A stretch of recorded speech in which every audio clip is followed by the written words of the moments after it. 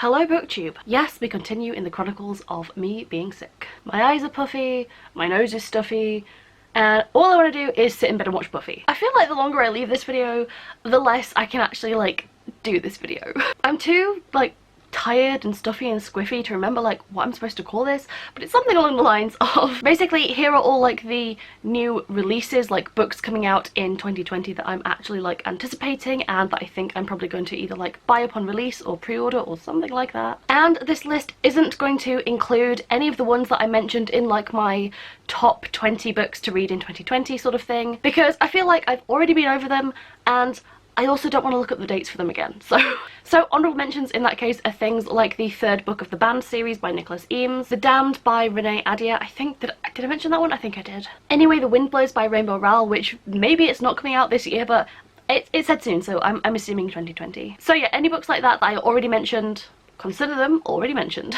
And I'm also not going to mention like The Thorn of Emberlane, which is the, I think like the fourth book in the Gentleman Bastard series by Scott Lynch, because I have not read books 2 and 3 yet. The fourth book in the Stormlight Archive by Brandon Sanderson comes out this year. I think it's like really late this year, but I still don't think I'll be caught up by that point, so I'm not really gonna like talk about it here. Quite a few like that I'm just not gonna bother to mention because I've either already mentioned them or I can't mention them because I'm not caught up on the rest of the series. So I don't typically do videos like this, I guess. I'm never really like clued up on when books tend to be releasing. I just really kind of see them as they come out. But the thing that kind of sparked me to do this is because my most anticipated book of 2020 was Empire of the Vampire by Jay Kristoff, one of my favourite authors writing a like gritty fantasy vampire book. Just please, yes, everything I've wanted ever in a book, pretty much. And it's delayed until 2021, so I feel like I need to just make a video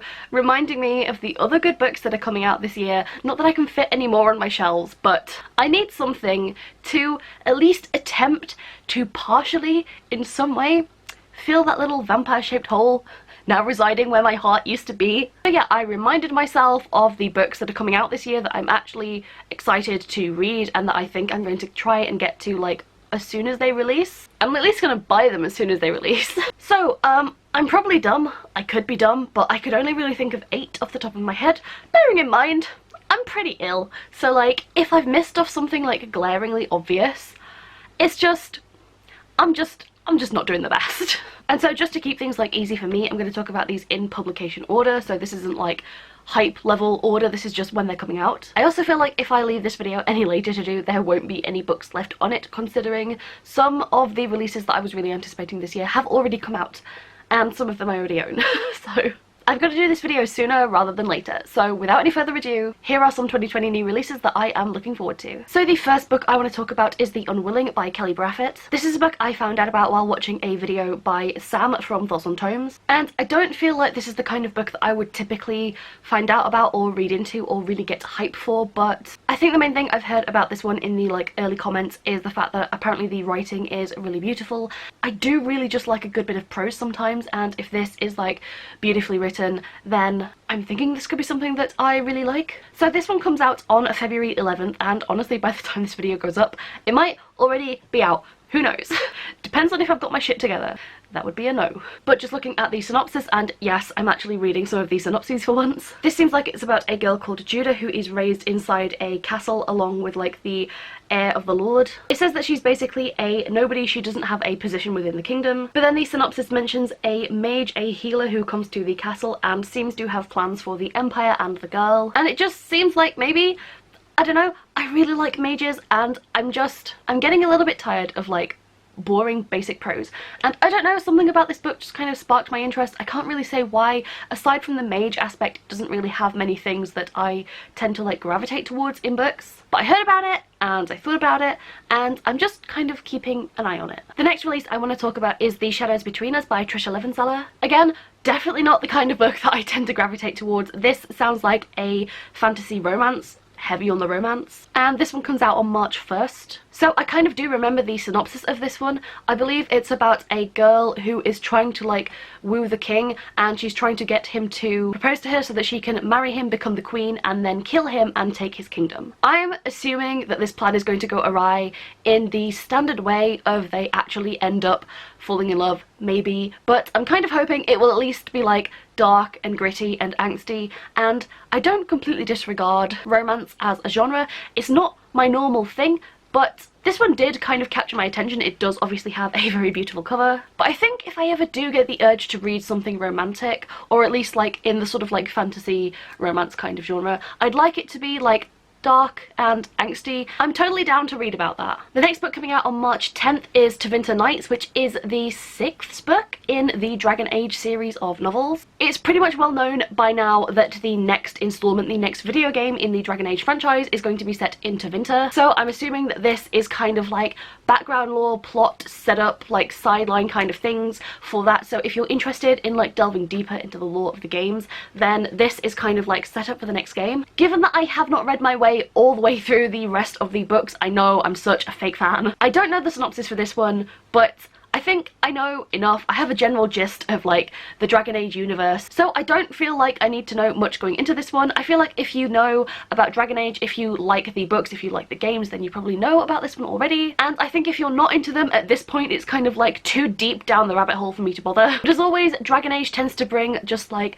the best characters and like the best interaction, and I love the lore, I love the world. It's what I adore this series for, and so I'm just really hyped that there's more content for it. And that's about as much as I have to say. Okay, the next book, slightly controversial one, because on April 7th, Ruthless Gods is releasing. We all know how I felt about Wicked Saints. It was not my favourite. I really did trash that book. I really, like, I hated on that book so much. However, I did still rate it a 3 stars, like, because for all its flaws, it had so much potential, and my main hatred of the book was just how disappointed I was in, like, I could see what this book could have been, and we wasted all of that to just focus on, like, this boring, bland-ass romance, and it was just not my thing. I'm hoping that with the continuation of the series, I'm hoping that the author, Emily A. Duncan, has grown a little bit as, like, a writer, and I'm hoping that, like, the little promising things I saw there when I was reading it, like, maybe really come to the forefront. I'm kind of really pinning my hopes for this series on this next book. I feel like I honestly should expect to be disappointed, and I don't hold out much hope that it's going to be like fantastically brilliant. Like, I don't think it's going to be like a huge improvement, but I think as long as it just focuses like more on the story and less on the romance, I think I will still be intrigued enough, because this book does have like a lot of plot lines and a lot of tropes that I really do tend to like. So a lot of my excitement for this one comes partially just because like it's kind of like I've been watching a car crash in slow motion all this time, from like reading the last book to finally waiting for this one to release, and I just kind of want to see like what happens. I can't look away. It's mainly the hype of I just want to see if it did improve. I'm just kind of holding out hope here, you know? I know I shouldn't, but I am.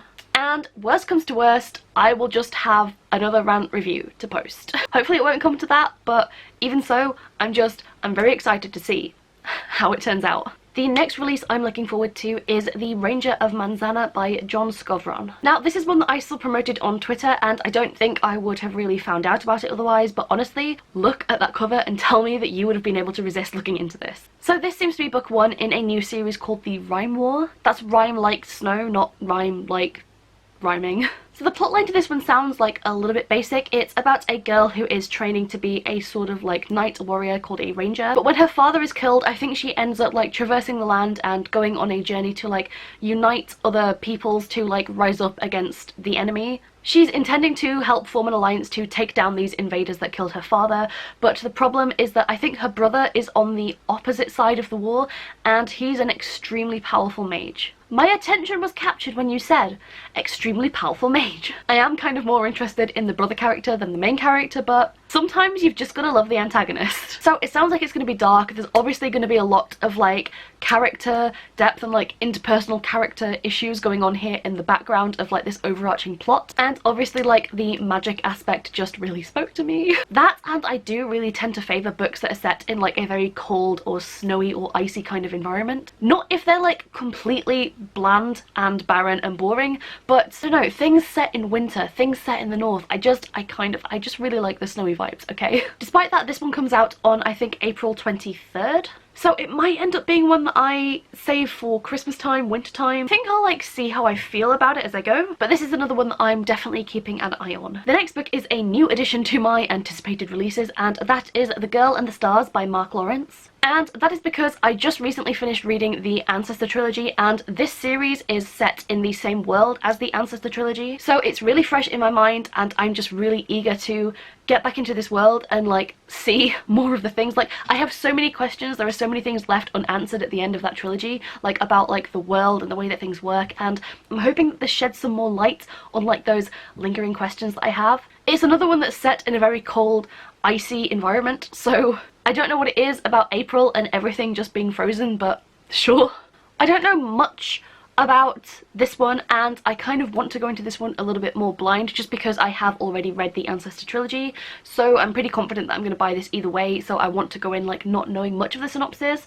But I'm pretty sure it follows a girl who lives out on the ice. She's one of these tribes that live like out in this frozen wilderness. Much more than that I don't really know, but I kind of don't want to know much more than that. I want to leave it vague for myself. Obviously you can look into this more, and I'm assuming that you can just read this like as its own standalone series without having read the Ancestor trilogy, but I would highly recommend reading the Ancestor trilogy first. Okay, so the next book I'm excited for this year is Drowned Country by Emily Tash. This is the sequel to Silver in the Wood, which is a Green Man mythos sort of like retelling. It's very, very short. The first book is less than 200 pages, and it's quite like whimsical. It's very fae and focuses a lot on like nature and the countryside and dryads and that sort of thing, and that's with an added male-male relationship. It's very sweet and quite poetic as a story, and so the way that it left off did kind of set up for like a continuation of the story, and so this I guess is going to be the continuation. I'm assuming it's going to follow the same characters given the way that things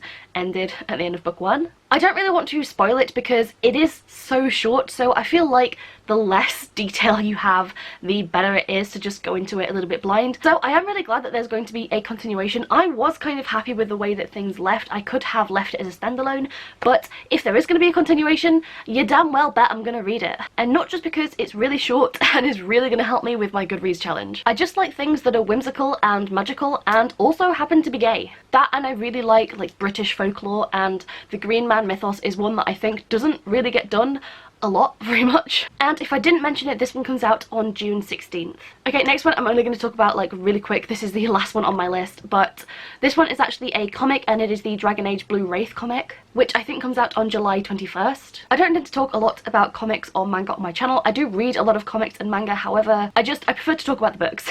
But this is Dragon Age, so like it has to get a spotlight. This one is an addition to the graphic novel series going on in this universe, and I'm pretty sure I can tell from the cover that this one follows Fenris, who is just like the sexiest elf ever. I know the comic is silent, but like I'll get to read panels in his amazing voice, and like that's all I need. So I did not look up the synopsis for this one. I do not know if this is a prequel about his time before he entered like Dragon Age 2, or whether this is a sequel after the events of, I'm guessing, Inquisition. I do not know.